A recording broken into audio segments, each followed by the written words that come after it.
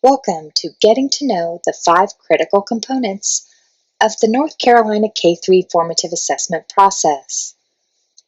The North Carolina K-3 Formative Assessment Process is comprised of 5 critical components.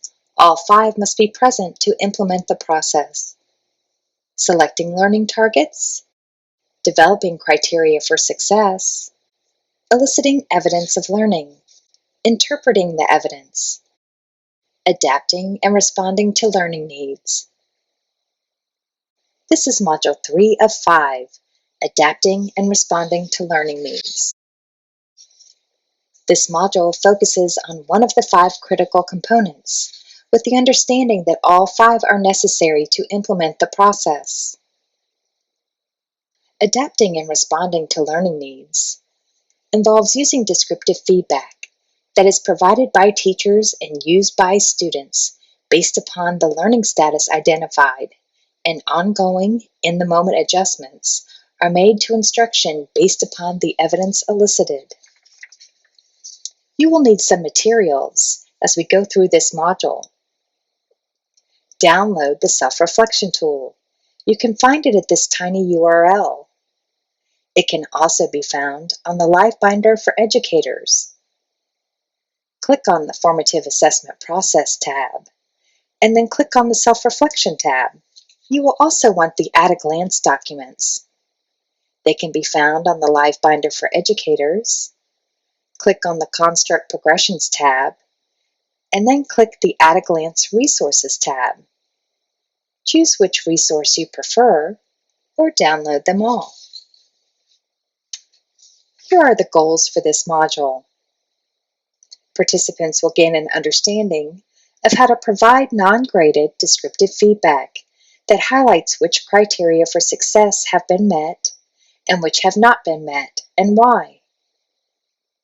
Create opportunities for students to use descriptive feedback to move their learning forward. Make timely adjustments to instruction based upon students' current learning status. Well, how do I do this? First, we need to determine the student's current learning status, and we learned how to do this in Module 2. We'll look for which criteria for success have been met and which have not, and why, and provide this descriptive feedback to students. Look for ways to prompt students to the next skill step along the progression to move their learning forward. Once the evidence is interpreted and the learning status is identified on the construct progressions, continue to adapt and respond to the learning needs of the student, addressing the same learning target if the student hasn't met it. If the student has met the learning target, work with the student to select a new learning target for teaching and learning. In Kimberly Harshaw's classroom in Orange County, this student created a Play-Doh pancake, cut it into pieces, and counted each piece without the need to recount the pieces or touch each piece as she counted. This puts her at skill step E on the object counting progression, so her current learning status is skill E. That's our first step, identifying the learning status along the construct progression. Let's also check the construct progression for the next step so that we can adjust our instruction based upon the student's current learning status. Here, we're looking at the at-a-glance document. You can also find the construct progressions in the technology platform. We will want to give descriptive feedback based upon the student's current learning status that highlights what criteria for success have been met and why, and how the student can move her learning forward. So taking a look at the next step along the progression will be helpful for this student. So we know that she has met skill step E, states or indicates the same quantity without recounting. And we'll look at the next step, F, names or indicates the same number for rearranging objects without recounting. Let's go back to the example. So here's some sample descriptive feedback that we can provide for this student. You knew you had 10 pieces and you counted them by looking at them. This tells her the criteria for success that has been met. And here's a prompt to move her to the next step. If we move the pieces around, I wonder how many you would have. This gives her an opportunity to move her learning forward. Here's a quick review. Locating students' current learning status. We learned how to do this in Module 2. Choose what works best for you. The platform contains the construct progressions, which can be viewed when you have documented evidences. Then you can record students' learning statuses that match the evidence recorded. Teachers have also used flipbooks and at-a-glance versions of the construct progressions, and then logged onto the platform, uploaded the evidences, and recorded students' learning statuses. If you need a review of this, you can see that in Module 2. You can also use the technology platform to make timely adjustments to your instruction. When you are entering current learning statuses in an ongoing manner in the platform, you can use this information to make timely adjustments to your instruction. Let's take a look. I'm already logged in. When you log into the platform, it comes to your home screen. In order to see all of your evidence that you have entered for students and their learning statuses, you can go to the Reports tab. So all along you've been entering evidence and you have been making these learning statuses like we learned to do in Module 1 and Module 2. So when you've been doing that all along, you can go to the Reports tab and just ensure that this bubble is clicked for Fall 2015-2016 and that this bubble is clicked for all levels.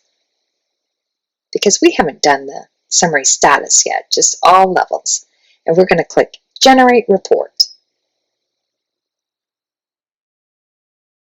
And you also want to make sure that it's for class profile, not individual child, because we want to see our entire class. So what this does, we're going to look at cognitive development for object counting. And I can see that I have 4 students right here at skill step E. So I can, like I did in Kimberly's classroom, what Kimberly did with the one student was to give that student descriptive feedback in that moment. I can also see that I have 4 students at skill step E. So I could pull those 4 students together and provide that descriptive feedback as well because I've been entering their learning statuses in an ongoing manner. So I could pull those 4 students together and also provide that descriptive feedback and that prompt to move them to the next level as well. So the technology platform helps us to get a quick look at our entire class and where they are along the progression when we continue to gather evidence and assign those learning statuses based upon the evidence we've gathered. And that's on the Reports tab, Class Profile. And we can use that information to guide our instruction and make adjustments. So let's do a quick review for adapting and responding to learning needs for our students.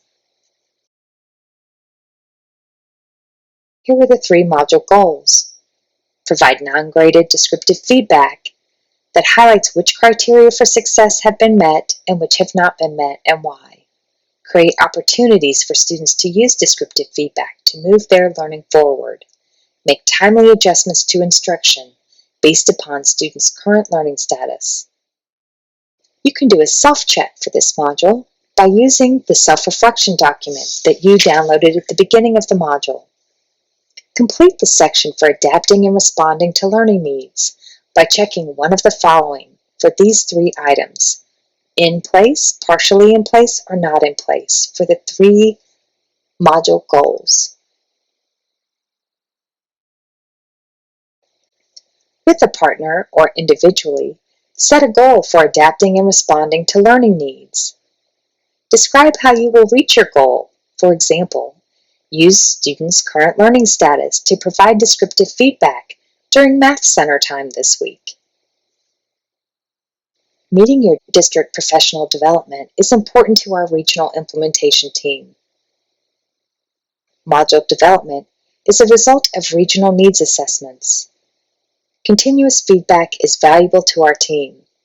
Send ideas for future modules and feedback regarding this module to Chris O'Brien at the email on the screen.